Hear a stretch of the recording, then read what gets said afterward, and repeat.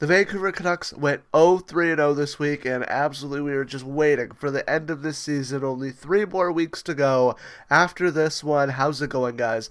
Welcome to This Week in CanucksLand. I am CanucksLand, and I am still recovering from the cold that I have. My nose is running like crazy. I have a massive headache right now, but I'm going to push through. I do want to apologize for one thing. I should have made an announcement that there would be no Friday video this week. I completely forgot to do it. I was in a little bit of agony, so I do apologize for forgetting to make the announcement, and I wasn't able to make the video. I think you guys can tell I'm still recovering. I'm gonna push through this one because this is one that I usually do every week, and I don't want to miss a week for these guys.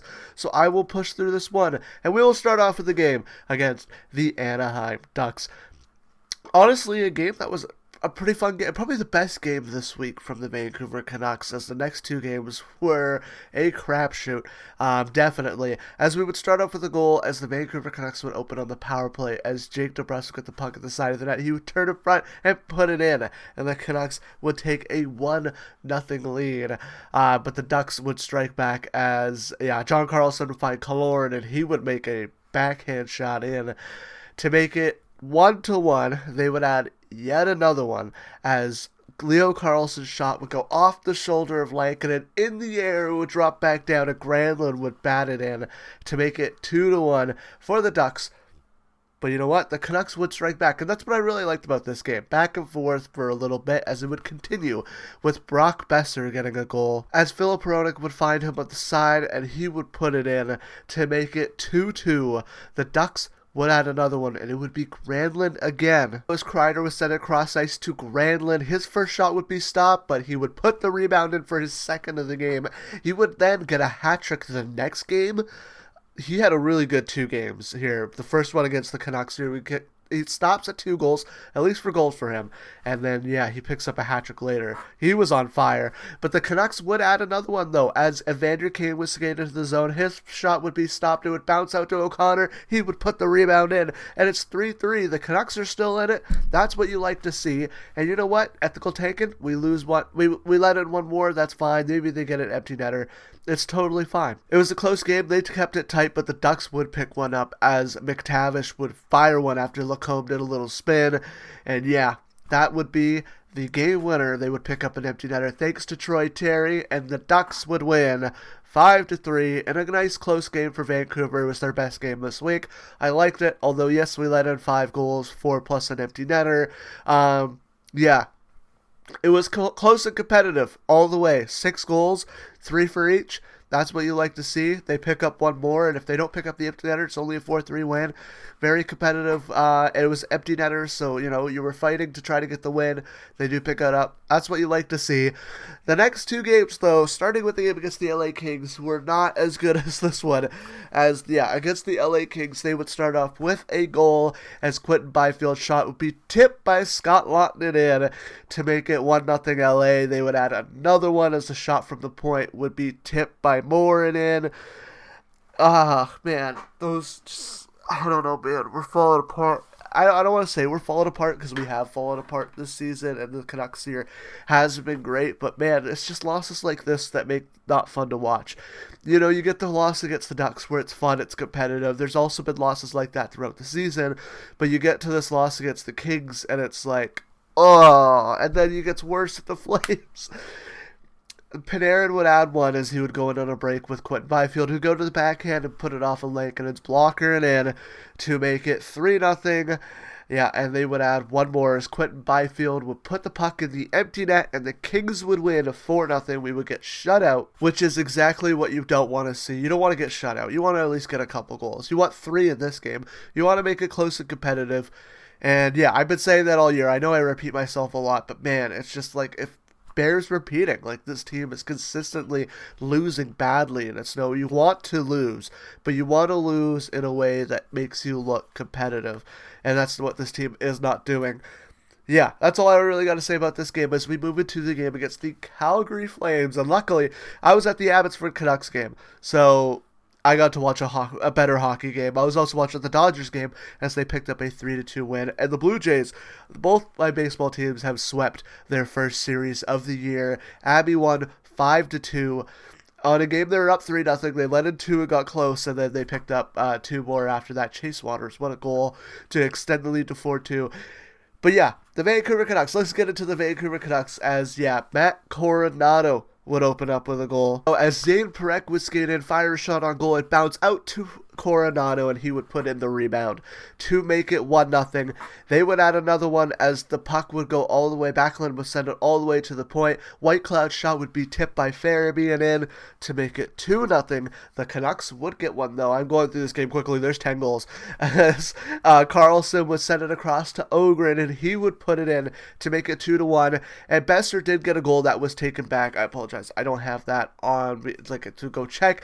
But yeah, Besser had a goal that was taken back. Apparently, there was another goal that was taken back in this game as well. I didn't watch this game. This game happened last night, and I just kind of recorded the highlights and went to bed pretty quickly because I am not feeling well. The Flames would add another one as Ryan Strome would tip a shot from the point in to make it 3-1. Ole Mato would pick up a rebound to make it 4-1, and then, yeah, Coronado would find Frost. He would skate in, put it in on the backhand, and the Flames would be up 5-1.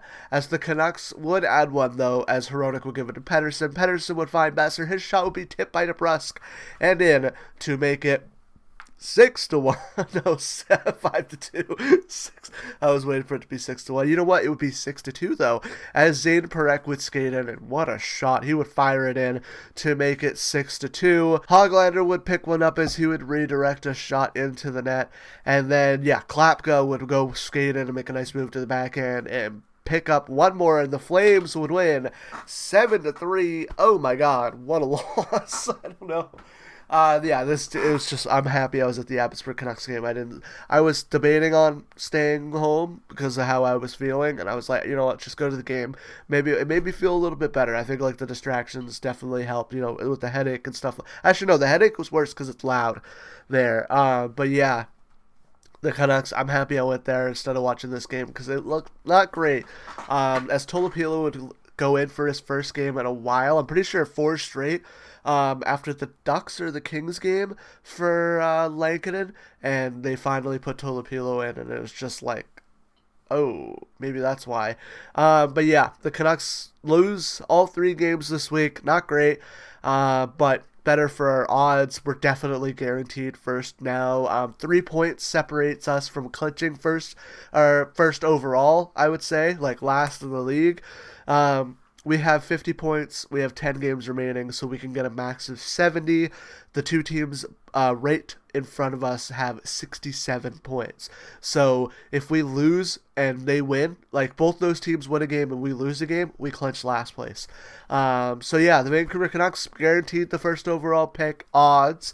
Not guaranteed the first overall pick after the lottery. We'll see what happens there. But yeah, hopefully we start playing a little bit better, but I don't see that coming. News, there's not really that much news for the Vancouver Canucks. I do want to go over one big thing that just happened, though. In the NHL, as Bruce Cassidy got fired and John Tortorella got hired, it just seems like Torrance is still able to stick in the league no matter what.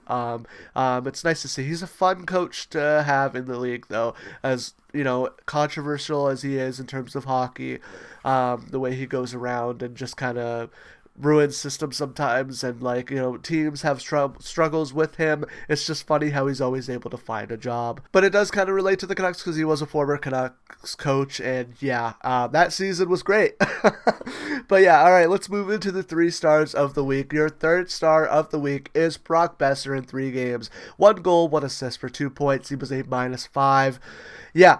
He was just the 3rd highest scorer on the team, and he was tied with the guy who was 2nd, but he only had a goal and an assist.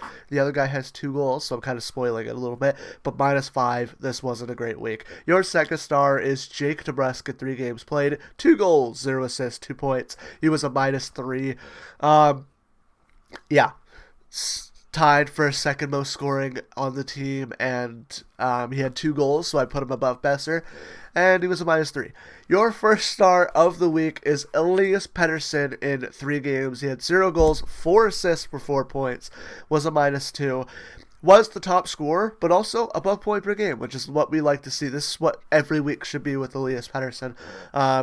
Maybe a couple down weeks, you know what I mean? Like, not every star player puts up over point per game. Sometimes one random week they have an under point per game performance, but mostly every week they're putting up above point per game. This is what we need to see from Elias Pettersson. Even if it is 4 assists, it's 4 points, and we want to see him pick up more points. So it's nice to see. Hopefully he's able to keep it up, but I've been saying that the whole season, and there's only 3 weeks to go. But that is it for your 3 stars. We'll move into the next week preview, which is our first 4-game week in a while. It is the third last week of the season. So the Canucks will face off against the Vegas Golden Knights on Monday. Tonight, as the time of upload at 7 p.m., they would move on to face the Colorado Avalanche on Wednesday at 5:30. They would move on to then face the Minnesota Wild, the first match against Quinn Hughes since he got traded at 5 o'clock on Thursday. And then they play Saturday at 4 p.m. against the Utah Mammoth. A nice Central Pacific road trip as we start off the Pacific against Vegas, move into a little Central road trip before heading home against the Utah Mammoth. So yeah, that is the next week preview, and that is it for this week in Canucks Land, as best as I could do because I am feeling sick as hell. But yeah, without further ado, I set a goal to try to hit 500 subscribers by the end of this regular season. We just hit 420, which was really fun, really fun number to hit. So thank you guys so much. If you're a Canucks fan, you enjoy this kind of content, it will be better. Hit the subscribe button, leave a like, and let me know what you guys thought about this week in Canucks Land. But without further ado, the video on your right is the video for Monday. The video on your left is the video from the video on your right is the video for Friday. Wednesday. Oh my god, I'm messing it up. The video on your right is the video from Wednesday. The video on your left is the video from Monday. Subscribe's right down under there. And I'll see you guys in the next one. Bye.